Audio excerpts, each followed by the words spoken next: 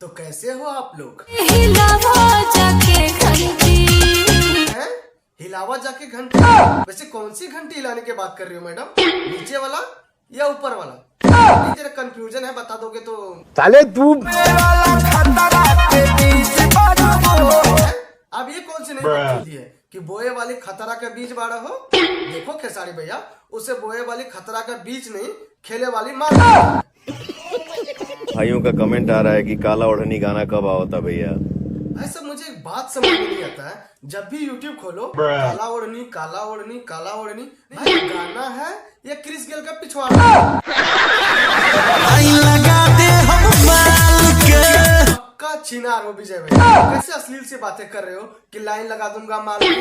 एक मुझे भी दे दे यार, मेरे पास एक भी नहीं है। अच्छा, क्या बात कर रहे हो? मिल गई लवर से धोखा? नहीं, वैसे धोखा के अलावा कुछ और भी चाहिए था क्या? अरे उसे धोखा नहीं, मैडम का पिछवाड़ा।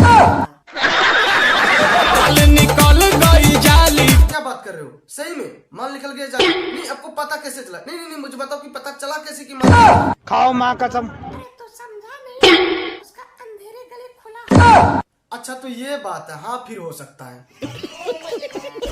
से गोली अच्छा, क्या बात कर रहे हो? सही में अखिए से गोली दागे लो? तो भाई साहब इसको यहाँ पे क्यों रखे हो? इसको तो बॉर्डर पे होना चाहिए।